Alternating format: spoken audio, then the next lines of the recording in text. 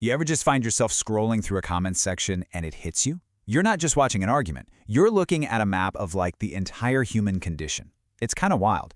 We're going to dive into that today because it turns out a single social media post can unpack everything. Why we believe what we believe, why we seem to need enemies, and how on earth we find meaning in this chaotic world. So here's the game plan. We've got 5 stops on this little trip. First, we'll look at the spark, this one meme and the absolute firestorm it kicked off. Then, we'll actually unpack the arguments people were making. From there, we'll get into the psychology of it all, our deep need for a villain.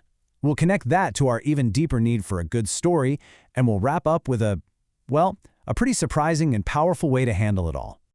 Okay, part 1. Let's start right at the beginning. It all kicked off with just one post. And on the surface, it seemed pretty harmless, right? But the reaction it got, whoa.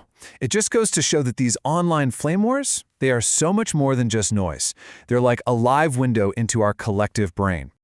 So this is it. This is the post that lit the fuse. It says, some conspiracies end up being true. But this does not mean a highly complicated abuse of power to hide the truth is the best default explanation. Seems pretty reasonable, doesn't it? It's basically just saying, hey, yeah, conspiracies are real sometimes, but maybe let's not make that our first guess for everything. It's just a call to, chill for a second and think. But chilling for a second is not what happened. The comment section just went nuclear, instantly. And this wasn't just a simple disagreement, It was a total fracture. People weren't just arguing over facts. It was like they were living in completely different realities.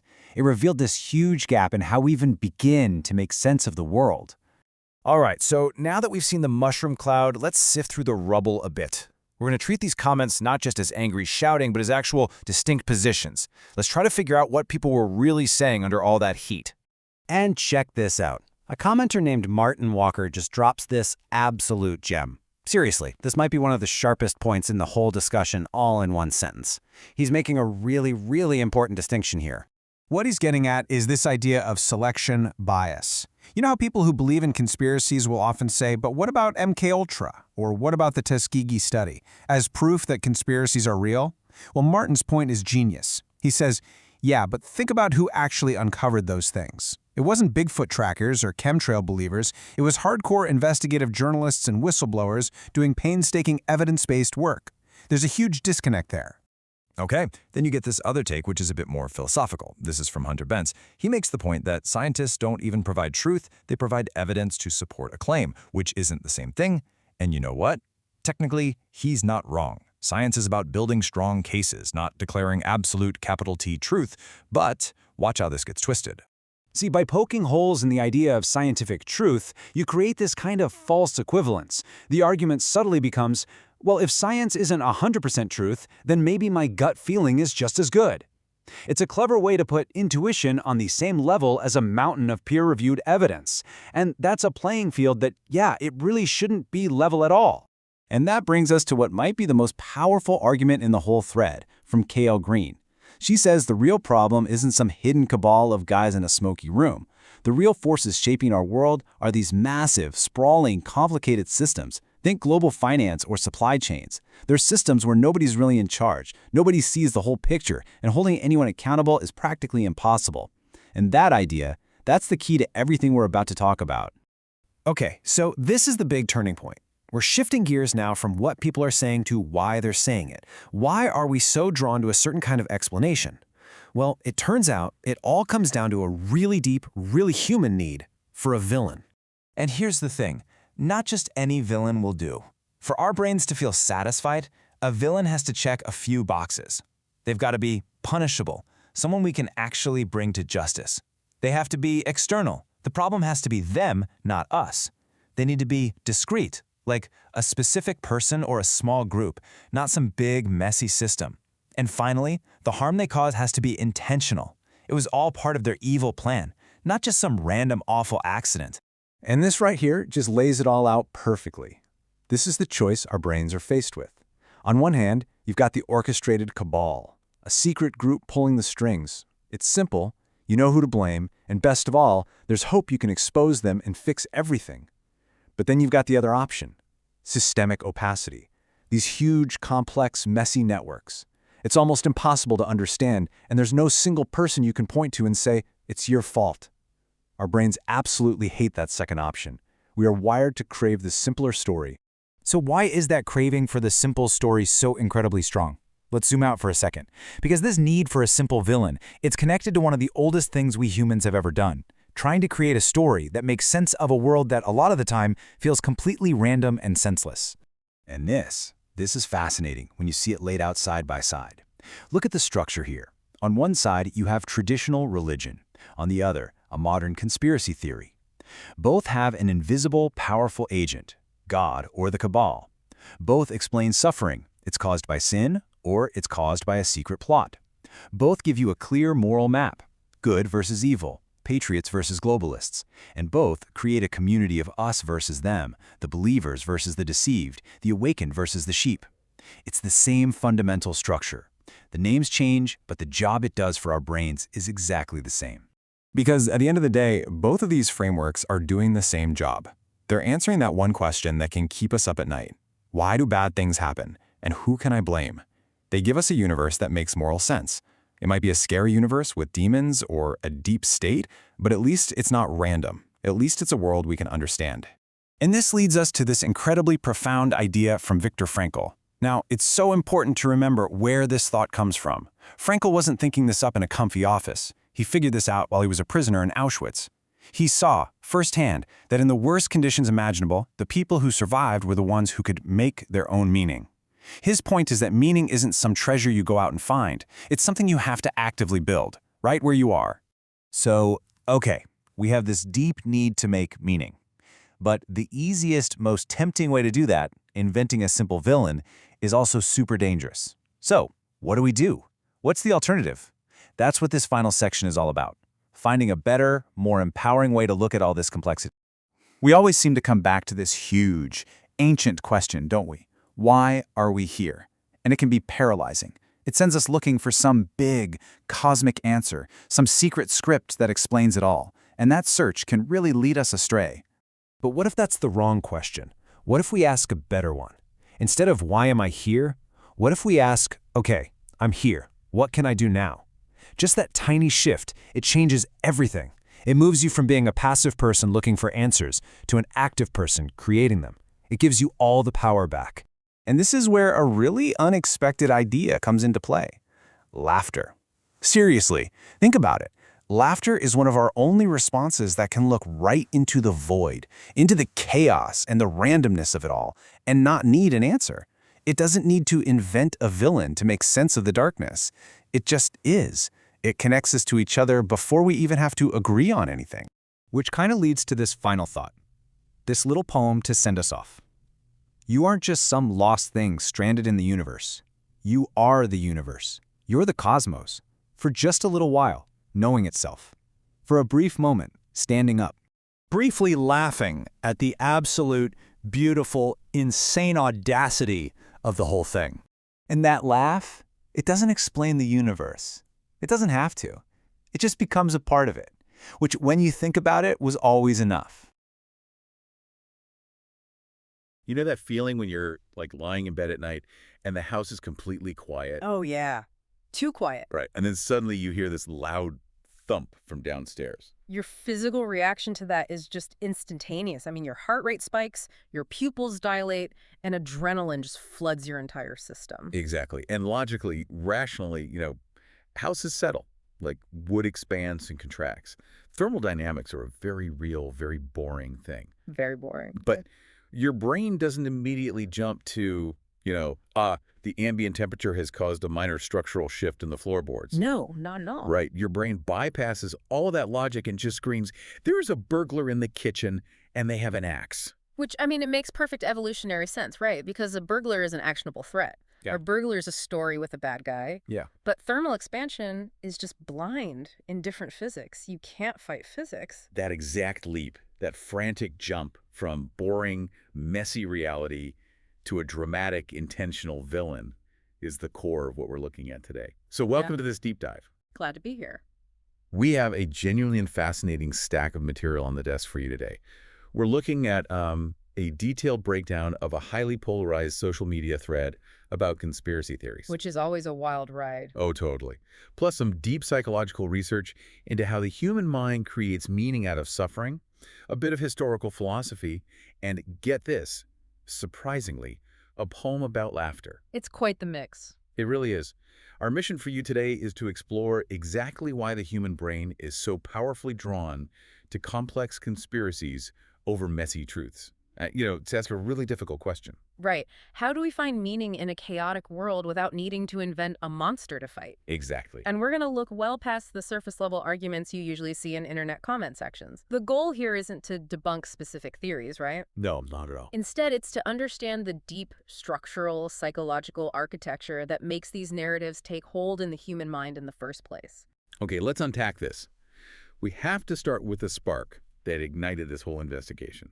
It's a meme posted on social media and, of course, the ensuing comment section underneath it. Always the comment section. Always. The premise of the meme is pretty straightforward, honestly.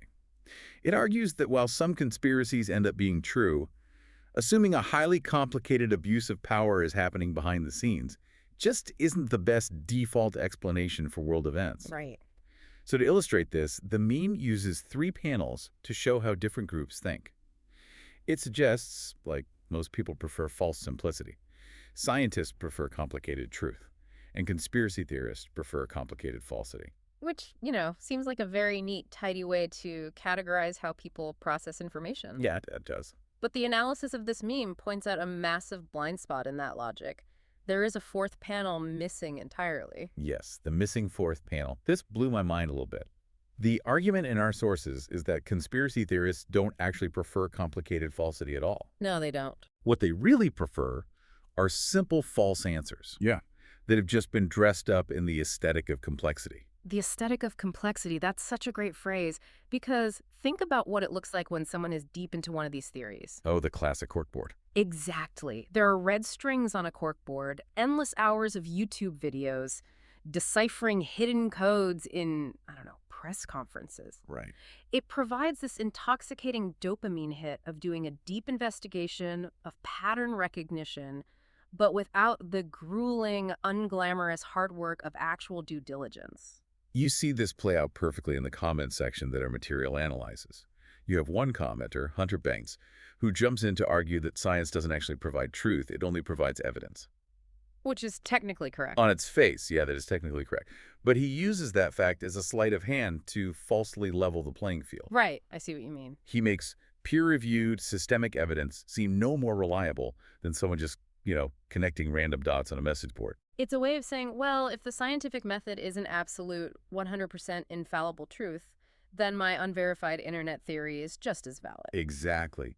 But then another commenter, Martin Walker, counters this with an incredibly sharp point about retrospective vindication. Oh, this is the M-Cultura point. Yes. People often say, well, what about the M-Cultura mind control experiments? Or what about the Tuskegee syphilis study? Conspiracies do happen. And Walker points out that, yes, they absolutely do. But those real historical abuses of power are almost never uncovered by the people chasing Bigfoot or looking for secret symbols on the back of the dollar bill. Right. It's pure selection bias. The people doing the actual uncovering of real-world corruption are investigative journalists or whistleblowers or historians just poring over thousands of pages of redacted tax documents. It's tedious systemic research. It's not decoding the color of a politician's tie. Right. But then the discussion takes a darker turn with a commenter named Dave Freed who casually brings up a theory about a ring of baby-eating ghouls. And we should probably pause here to be completely clear to the listener. Yes, absolutely. We are not taking sides here.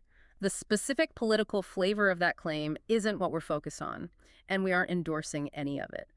The text uses this strictly as an impartial textbook example of a psychological mechanism. Right. It's just an illustration of how some people enter a conversation having already decided exactly who the villains are before a single shred of evidence is presented. Exactly. They've essentially built a walled fortress in their mind, pulled up the drawbridge, and decided no outside information is allowed in.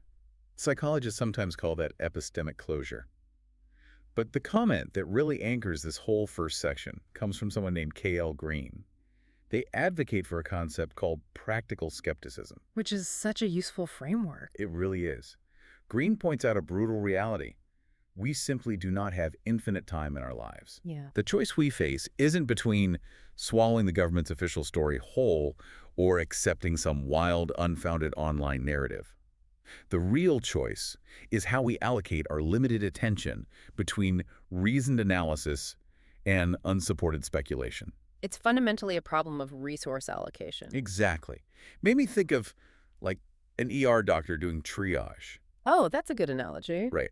A doctor can't treat every single person who walks through hospital doors with the exact same resources. Right. If someone comes in with a rumor they heard about a microchip in a vaccine, which is basically an epistemic paper cut, you cannot treat that with the same time, energy, and serious investigation you'd use for a documented systemic failure. Like a massive banking collapse. Exactly, which is an epistemic heart attack. Rational people have to triage their attention. So I guess my question is, do people just mistake the feeling of doing research for the actual cost of serious inquiry? They absolutely do, because the feeling of connecting dots is thrilling. It makes you feel like the hero of a spy movie, right? But actual serious inquiry is incredibly grueling and often deeply boring. Green points out that in the real world, opacity and systemic harm don't usually come from omniscient puppet masters sitting in a smoky back room rubbing their hands together. Right. Harm usually comes from decentralized systems. I have to push back on that a little bit just because I understand why people struggle with it so much. Mm-hmm. When I look at a massive crisis, let's say the 2008 financial crash, it is incredibly hard to accept that it was just an accident of complex systems. Oh, for sure. My brain just screams that someone, somewhere in a boardroom, planned the whole thing to hurt people. What's fascinating here is that it feels deeply unsatisfying to blame a system. It's anticlimactic. Yeah, it really is. But think about global supply chains, or private financial intermediaries, or fragmented regulations across dozens of different countries. It's the tragedy of the commons on a massive scale. Right. You have millions of individuals and thousands of institutions all pursuing their own narrow, rational incentives, and the collective harms just sort of accumulate. Complex systems generate their own blind spots. No one is orchestrating it. It's just emerging. Which is terrifying. Because if decentralized systemic failure is the real culprit behind most of the suffering in the world, why do we violently reject that explanation? Whoa. If people are hurting, they desperately want answers. But more importantly, they want villains. And ideally, just a small handful of villains with names, faces, and addresses. Because you cannot put a global supply chain on trial. You can't put fragmented tax law in prison. Right. Psychologically, the sources point out there are 5 things humans absolutely refuse to accept as the root cause of their suffering. First, as we just discussed, systems. Yep. Second, common folks just doing their daily jobs. This is what the philosopher Hannah Arendt famously described when she covered the Nuremberg trials as the banality of evil.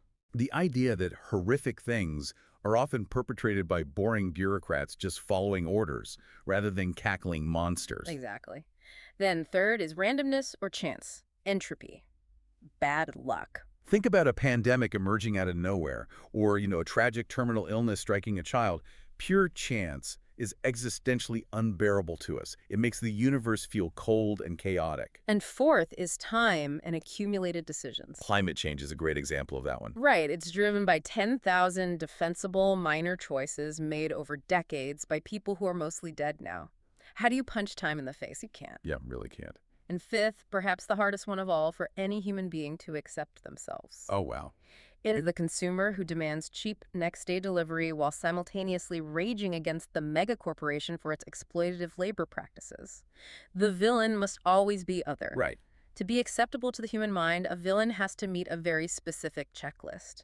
They must be punishable, external, discrete, and intentional. I was thinking about this human inability to accept scale. It operates like an intuitive conservation of moral energy. What do you mean? Well, if a harm is massive, we instinctively feel the cause must be massively intentional. If a giant skyscraper explodes and collapses, we expect it to be a supervillain's bomb. Right. We violently reject the idea that it was just a tiny, boring, rusted gas pipe that leaked slowly over 10 years and was ignited by a random spark of static electricity. The narrative weight of the cause has to match the dramatic weight of the effect. That's a profound way to look at it. And the hardest thing for a human being to admit is that they were manipulated or harmed not by an evil mastermind, but by their own cognitive limitations. Yeah. The sources refer to the self as the implicated knower. It's their own confirmation bias. People will completely dismantle their own ability to reason. They will burn down their whole way of navigating reality just to avoid admitting they were wrong in a way that felt like being right. Wrong in a way that felt like being right. That is such a profound trap. And when you look at this psychological checklist for a villain, they have to be punishable, external, discrete, intentional. It becomes clear this isn't just an internet-era problem. No, not at all. This is an ancient human survival mechanism. Look at the historical architecture of how we make sense of the world. There are striking structural parallels between ancient religion and modern conspiracy theories. Oh, interesting. Both frameworks posit an invisible, highly powerful, intentional agent operating behind the scenes of reality. Both explain human suffering as something caused by a directed will, rather than something merely occurring due to physics or chance. Here's where it gets really interesting. Yeah. Both provide a very clear moral map of the universe, good versus evil, light versus dark, and both offer a tight-knit community. Yeah, the in-group. Right? You have the knowers, who see the truth, standing bravely against the deceived, sleeping masses. And crucially, both are largely unfalsifiable by design. If you can't find evidence of the conspiracy, well, that just proves how powerful the conspirators are at hiding their tracks. Historically, the devil was an incredibly elegant solution to this psychological problem. The devil is personal enough to hate, powerful enough to explain large-scale natural disasters or plagues, and conveniently undetectable. Right. Blaming the devil keeps the universe morally legible. Every tragedy has an address. But then the Enlightenment happens. Science and rationalism take center stage, and suddenly, blaming the devil for crop failures or disease becomes socially expensive. At least in educated circles, you'd be laughed out of the room. Exactly. But the psychological need for that villain didn't vanish just because the Enlightenment happened. So the need simply migrated. The puppet master, the shadowy global cabal, the deep state. They simply replace the devil. They fill the exact same psychological slot. Because what neither the religious framework nor the conspiracy framework can tolerate is the null hypothesis. Which is? The terrifying idea that things are just unimaginably complicated, mostly no one is actually in charge, and bad things just happen anyway. Bad things just happen is not a story. And humans are, before anything else, story-requiring animals. Think about the soteriological structure here, the salvation parallel. You look at the conversion stories you hear from people who fall deep into these rabbit holes. Oh, yeah. When a conspiracy theorist talks about waking up, their narrative is almost indistinguishable from a religious testimony. The scales fell from my eyes, I finally saw the truth of the world, and I found this community of the saved who accepted me. It's identical. So if a conspiracy theorist's experience operates on that level of faith and identity, does that mean arguing facts with them is as useless as trying to debunk someone's faith with a spreadsheet? It fails completely because you are addressing the wrong level of the mind. You're bringing data to a crisis of meaning. Right. The classic theological problem of evil. Why do bad things happen to good people? And the epistemological problem of conspiracy thinking, who do I blame for all this suffering, are the exact same human cry for meaning, just wearing different clothes. You cannot solve a crisis of meaning with a Snopes article. But if these stories are factually wrong, why is the brain so eager to invent them? Why do we self-sabotage our own grasp on reality? Well, there's a psychiatrist and philosopher who actually figured this out in the darkest place imaginable, Viktor Frankl. Right. He brings the most unimpeachable methodology possible to this discussion because he didn't come up with his theories sitting in a comfortable academic armchair. He survived Auschwitz. Frankl observed human psychology stripped down to its barest, most desperate elements. He noticed that the prisoners who managed to retain some sense of meaning, a task they needed to finish, a loved one they hoped to see, survived longer than those who lost it. Yes. And his subversive insight in his book, Man's Search for Meaning, was that the universe itself is indifferent. Suffering is largely unearned. But meaning is not something you find hidden under a rock. Meaning is something you actively make. And that completely reframes how we look at conspiracy theories. They aren't just stupid mistakes or gullibility. They are what psychologists call adaptive errors. Adaptive errors, right. They actually work up to a certain point because meaning-making is strictly necessary for our psychological survival. The danger arises when the specific meaning structures we build require an external villain to persecute and a closed, walled-off mind to protect the story from incoming facts. The material actually references a concept called the morning after atheism, bringing up the evolutionary biologist Richard Dawkins. Oh, I read that part. The idea is that the new atheist movement of the 2000s might have won the intellectual, scientific argument against religion for a lot of people, but they essentially handed everyone a pile of rubble and said, there you go, feel better now. It's like walking into someone's house and kicking out a massive load-bearing pillar right in the center of the living room just because you think the architectural style is outdated and ugly. Exactly. You can't just kick it out and expect the person to remain standing. The roof is going to cave in. You have to reckon with the massive psychological weight that pillar was holding up. If we connect this to the bigger picture, the tragic cost of these load-bearing myths is what happens when they require a literal belief to function. When a myth becomes a load-bearing pillar for your entire identity, it can never, ever be examined or held accountable. Because if it falls, you fall. Exactly. Consequently, the dehumanization of the other, whether that's the infidel, the heretic, the deep state, or the witch, becomes structural to the story. You cannot remove the villain without the whole architecture of their reality collapsing. So people will defend the villain's existence with their lives. They need the monster. So what does this all mean? We arrive at this haunting question from the sources. Is there a load-bearing myth that doesn't dehumanize? Is there a way to hold up the roof without a villain? Right. Is there a framework that holds the crushing weight of existence without requiring us to invent a shadowy cabal to hate? And the answer provided here is surprisingly physical. It really is. It's not a complex philosophy or a new set of facts to memorize. It's the mature Franklian position. Yeah. Making meaning deliberately without requiring the universe to validate it. And the specific practice they highlight is universal laughter, specifically laughter yoga. Which I admit sounds totally absurd at first glance. Oh, completely absurd. If you're dealing with the heavy burden of global suffering, someone telling you to try laughter yoga feels almost insulting. Yeah, like just laugh it off. Right. But the argument is that this is Frankl's philosophy expressed through the diaphragm rather than the intellect. It is not a denial of the horror of the world, it's not toxic positivity, and it's certainly not a conspiracy theory about who caused the horror. Yeah. Laughter is no joke, because it is one of the very few human responses that can stand in the bare, freezing presence of the void, without flinching, without trying to fill it with noise, and without inventing a villain to explain it. It's completely pre-linguistic, lives entirely in the body, bypassing the anxious storytelling brain.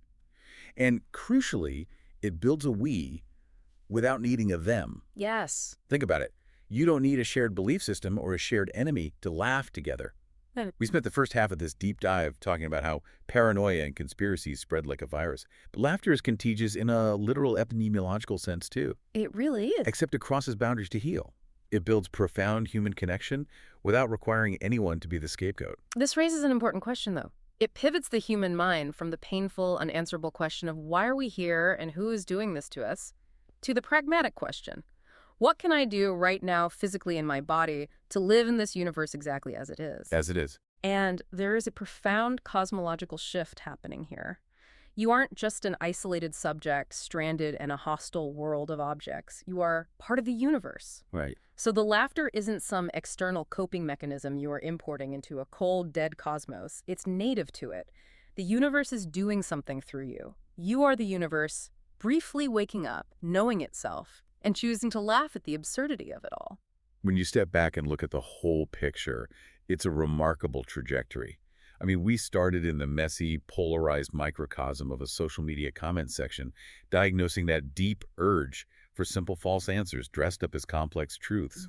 We explored the psychology of scapegoating, the ancient need for a punishable, intentional villain, and saw how modern conspiracies are just the shadow of the devil. We covered a lot of ground. We really did. We looked at Viktor Frankl and the heavy reality of load-bearing myths, and finally we landed on the breath, the body.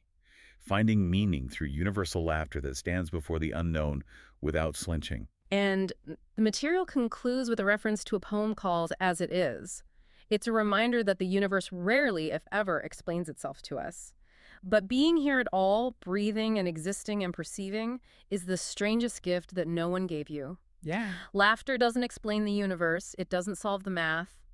but it becomes a vital participatory part of it. I want to leave you with a final thought to mull over, building on that exact idea. If laughter is this profound pre-linguistic way the body processes the unknown without needing to invent a villain, what about our other involuntary physical reactions? Oh, that's an interesting thought. Next time you find yourself shivering in the cold or crying at a beautifully composed piece of music, ask yourself, is this just biology? Or is this my body participating in the universe, accepting reality exactly as it is, before my rational mind has a chance to invent a story about it? That's beautiful. Think about that house settling at night. Next time you hear that thump in the dark, maybe, instead of inventing a burglar with an axe, you just take a deep breath.